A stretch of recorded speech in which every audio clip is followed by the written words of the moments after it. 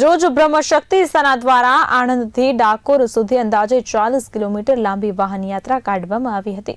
આ યાત્રા વિશ્વના કલ્યાણ માટે તેમજ વેદો અને સનાતન ધર્મની રક્ષા માટે રાજ્યભરના ભૂદેવો મોટી સંખ્યામાં જોડાયા હતા। આ ધ્વજારોહણ સંકલ્પ યાત્રામાં ભૂદેવોએ ગૌમાતાને રાજ્ય માતાનો દરજ્જો મળે તેની માંગ કરી હતી। પ્રાકૃતિક ખેતીમાં ગૌમાતાને ગૌધાન્ય સારું મળે તેવો સંકલ્પ કર્યો હતો। યાત્રામાં ભૂદેવોએ હર હર મહાદેવના નાદ પણ લગાવી રણછોડરાયજીને 52 ગજની ધ્વજા ચઢાવી હતી।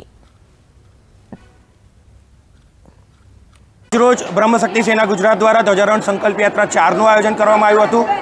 મૂળ સંકલ્પ કે ગૌ માતાને રાજ્ય માતાને રાષ્ટ્ર માતાનું બિરુદ મળે, સાથે સાથે પ્રાકૃતિક ખેતીમાં ગૌ માતાને ગૌધાન્ય સારું મળે એના માટેનો સંકલ્પ લીધો। દરેક ઘર મંદિરની અંદર બાળ કેન્દ્રોની શરૂઆત થાય અને સંસ્કાર અને સંસ્કૃતિનું સિંચન થાય।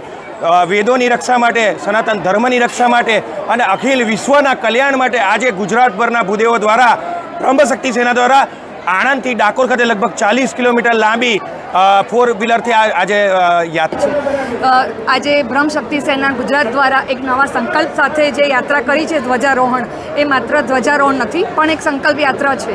આપણી ગૌ માતા છે એને રાષ્ટ્રમાતાનું બિરુદ મળે અને આપણી જે પરંપરા છે, ભારતીય પરંપરા અને સનાતન સંસ્કૃતિ છે એ યથાવત રહે અને આવનારી પેઢી પણ મેળવે કંઈક આ જોઈને।